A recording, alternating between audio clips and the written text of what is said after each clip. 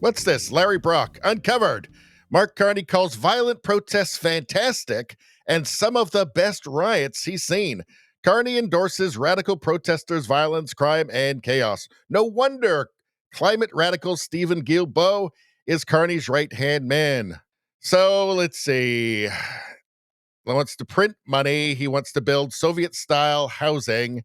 He wants to give children sex changes. I guess maybe he's kind of just like a behind-the-scenes, Antifa fan. One of the highlights, I think, of my time in public service was the Hamburg summit. Not because of the riots, which were fantastic, I have to say. They were like some of the best riots I've seen at a G20. Let's look something up. Let's be spontaneous. Hamburg is on fire. Antifa is mass rioting at G20 and setting fire to vehicles all over the city. Great riots, Mark Carney says. Maybe he's joking. I'm not sure that he is. He says that he's a big fan of Greta Thunberg. He seems to have some fairly adolescent political leanings, Mark Carney. Let's see. Oh, there we go. This is G20 riots in Hamburg. Left over 200 police injured. So, this is nice. G20 riots, Hamburg. Let me find one more thing. 1 second. Something should come up pretty soon. Here we go. Mark Carney, and this is from Alex Zoltan. Mark Carney speaks of Greta Thunberg as if she's a spiritual advisor. Let's see. Alex here is saying that Mark Carney is creepy, ill-informed, and not fit to lead. I wonder if I agree with that. Let's take a look. And I've, absolutely full credit, and I do in the book to Greta Thunberg, who I've had the pleasure of meeting several times, and who absolutely has catalyzed that movement, the youth movement, and also done something incredibly valuable. And this is embarrassing to admit, but I think we should admit it. And this is often true, by the way, in finance. Very obvious truths are not fully understood in the system. So what she hammered home was the carbon budget, how small it was, how rapidly it was being depleted. And we've moved in a few short years, in part because of her. It's normal for brilliant economists to take their cues from autistic teenage Swedish girls. I wonder if she introduced him to her boyfriend. He's a tree. This doesn't fill me with confidence. This is kind of a very kind of childish attitude, it strikes me as. And it makes me kind of think that, he's not kidding around talking about how he loved the riots there, that he actually did. In fact, really, it's just expected at this point, right? Just put on the beret and the Che Guevara t-shirt, Mark Carney. By the way, he has nothing bad to say about Marx. He does mention, not a ton in his book Values, but he does mention Marx in there. He's got nothing bad to say about him.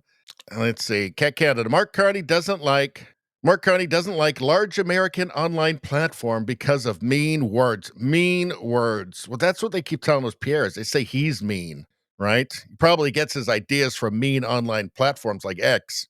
Large American online platforms have become seas of racism, misogyny, anti-Semitism, Islamophobia, and hate in all its forms. Oh, shut up. You just want to control us. You just want to deny people from speaking their minds, from talking about perfectly rational issues like immigration, right? When he says racism, blah, blah, blah, all of that, what he's talking about, somebody says, hey, I think we let in too many people. Here's an article from the Financial Times that says Canada's in a population trap. What about that? That seems like a real thing. Apparently, actual economists are saying this, and it's a bad thing.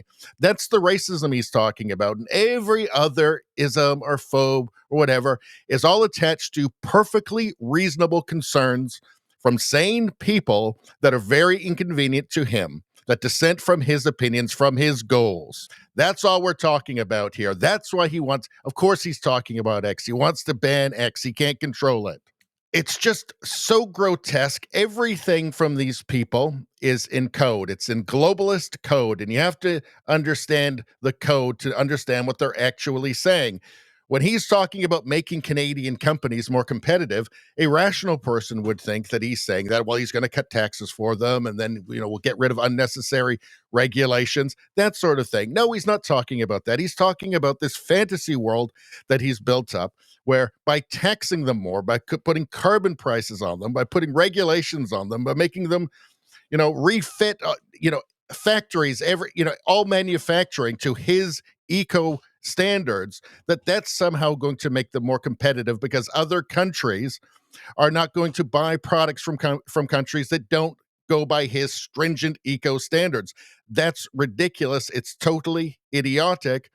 EU right now, all right, is buying ever more energy from the United States. No carbon pricing. They have no intention. They have no plans to stop. They want to get more. That kind of proves everything that Mark Carney says about competitiveness of Canadian industry completely wrong and a fantasy world. How does this happen? How does a guy like this, who just walks away from the wreckage that he left the UK in, just parachute his way into the prime ministership of a country, of Canada? Well, I will tell you how. And it's not that, I'll tell you how, because it was a setup, right? The media desperately wanted the Liberals to stay in power, but they knew it wasn't going to work with Trudeau anymore. So there needed to be a new leader before it was too late. Carney stepped in and he was just bland enough and he had the right resume for a certain demographic, and they decided that's the guy. So it was nothing but glowing reviews.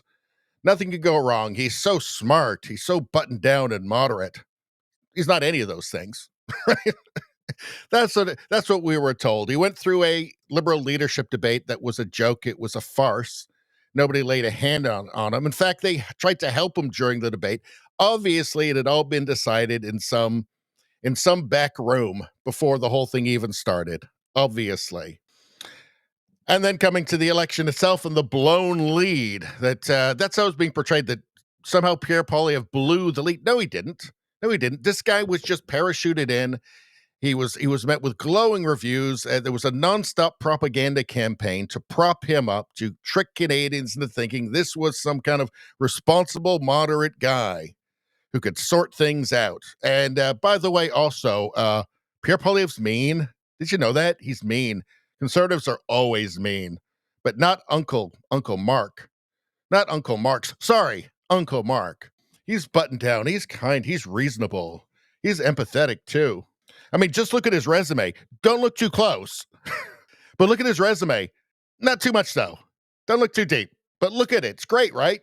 Just don't look anymore. No, you've seen enough. Don't look anymore. Don't you think he's great?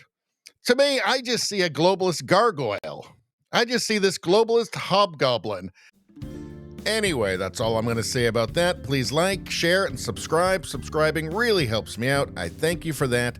I will see you next time.